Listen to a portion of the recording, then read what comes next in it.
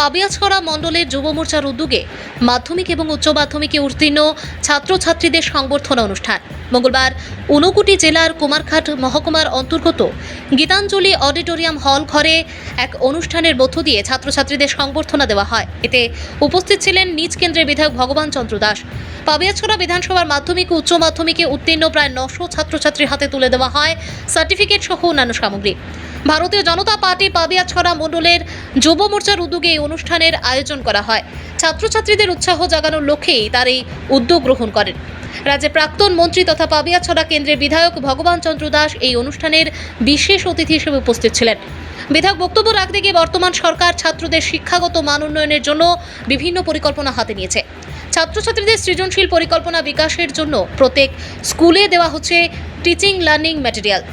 বিদ্যাজ্যোতি প্রকল্পে নেওয়া হয়েছে রাজ্যের 200খানা স্কুল। আগামীতে আরও এই আওতায় আনার পরিকল্পনা রয়েছে সরকারের মাথায়। ছাত্রছাত্রীদের সুবিধার্থে MBBS করার জন্য আরও 50টি সিট বাড়ানো হয় ত্রিপুরা মেডিকেল কলেজে। এই ধরনের অনুষ্ঠানে পরিচালনার জন্য যুব মোর্চাকেও সাধুবাদ জানান বিধায়ক। এছাড়াও এই অনুষ্ঠানে উপস্থিত ছিলেন ভারতীয় জনতা পার্টি ঊনকোটি জেলার সভাপতি পবিত্র দেবনাথ, ছিলেন পাবিয়াছড়া মণ্ডল সভাপতি কার্তিক দাস সহ অন্যান্য অতিথিরা। ভানুচন্দ্রের রিপোর্ট।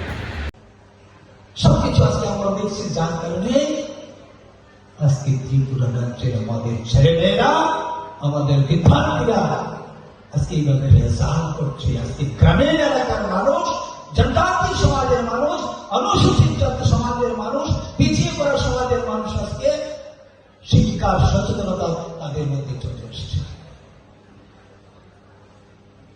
আমি অবাক হয়েছি, সামান্য থেকে সামান্য পরিবার, কারণ পাবলিক রিলেশনটা কিন্তু আমার অনেক বড়, পাবলিক রিলেশনটা আমার অনেক বড় রয়েছে। অনেক পরিবারের সঙ্গে, অনেক মানুষের সঙ্গে আমার কথা হয়, দেখা হয়, গল্প হয়, অভাব অভিযোগ তার সঙ্গে আমি থাকি। তো সামান্য সামান্য পরিবারে মহিলারা বিশেষ করে নিজের সেই শিশুটাকে স্কুলে ভর্তি করবে, সে খুঁজছে যে এখানে ভালো ইংলিশ মিডিয়াম স্কুলটা কোনটা রয়েছে। তো আমাদের এখানে তো এত বেশি সরকারি ইংলিশ মিডিয়াম স্কুল নেই, প্রাইভেট কিছু কিছু রয়েছে, নার্সারি গুলা যেটা প্রি প্রাইমারি যেগুলো, এগুলো প্রাইভেট রয়েছে। ন্যূনতম পরিবারের ইনকাম হয় শ্রমিক নয় ছোট কৃষক, মিনিমাম ইনকাম, কিন্তু মাথার মধ্যে সেটা এসে গিয়েছে যে আমার শিশুটাকে, আমার সন্তানটাকে আমি একটা ভালো ইংলিশ মিডিয়াম স্কুলে আমি ভর্তি করব। কল্পনা কোথায় গিয়েছে, চিন্তাধারা কোথায় গিয়েছে, সোচ কোথায় গিয়েছে, মানসিকতা কোথায় গিয়েছে যে ইংলিশ মিডিয়ামে আমি ভর্তি করব, এবং ভর্তি করছে সেটা, ভর্তি করে দিচ্ছে সেটা। কেন? ভালো শিক্ষা পাওয়ার জন্য, ভালো শিক্ষা দেওয়ার জন্য, তাকে উচ্চ শিক্ষায় শিক্ষিত করার জন্য সকলের মধ্যে এটা এসে গিয়েছে।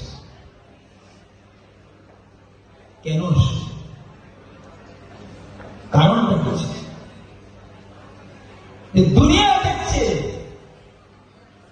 সে দুনিয়া দেখতে পাচ্ছে, তার জন্যই কি ফিরে বেড়াচ্ছে। আগে গিয়েছিল পাশের বাড়ির একজন কৃষক, 3জন 4জন বাড়িতে সন্তান রয়েছে, বা কোনো রকমে যদি একটা স্কুলে ভর্তি করলে সার্টিফিকেটটা নিতে পারলে যথেষ্ট জমি রয়েছে, সেখানে হাল চাষ করবে বা দিব্যি সে সুখে শান্তিতে থাকবে, এই ছিল সোচ। আগের চিন্তাধারা এই জায়গাতে ছিল, আর আজকের চিন্তাধারা না, আমার ছেলেকে, আমার মেয়েকে ভালো শিক্ষায় শিক্ষিত করতে হবে, তাকে উচ্চ শিক্ষায় শিক্ষিত করে সমাজে যেন মাথা উঁচু করে দাঁড়াতে পারে, সেই চেষ্টা করছে আজকে আমাদের অভিভাবকরা। এই যে ব্যবস্থা, এই যে ব্যবস্থার একটা পরিবর্তন আনা হয়েছে কবে? আজকে থেকে 15 বছর আগে, আজকে থেকে 10 বছর আগে, তাও না, ভেরি রিসেন্ট,